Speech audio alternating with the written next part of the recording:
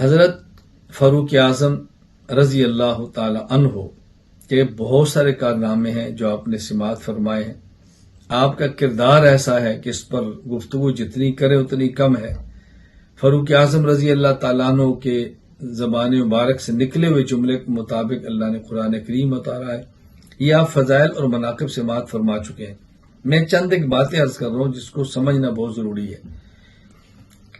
محرم کے حوالہ سے یہ ذہن نشین فرما لیں کہ محرم الحرام 9 اور 10 یا 10 اور 11 یہ روزہ رکھنا ہے. یہ روزہ واجب بھی نہیں، یہ روزہ سنت مؤکدہ بھی نہیں کہ رکھنا بہت ضروری ہو، لیکن رسول اکرم صلی اللہ علیہ وسلم سے ثابت ہے اور فضیلت حدیث میں موجود ہے. اس لیے ہمیں روزہ رکھنے کا اہتمام کرنا چاہیے.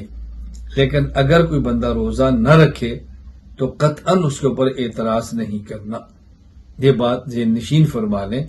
ہمارے ہاں بحمدللہ تعالی مرکز اہل سنت والجماعت میں وسعت اور ہمت کی حد تک اساتذہ کرام اہتمام فرماتے ہیں.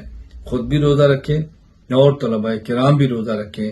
میں آپ حضرات سے گزارش کروں گا جہاں تک میری آواز پہنچے 9 اور 10 یا 10 اور 11 محرم آپ روزہ رکھیں.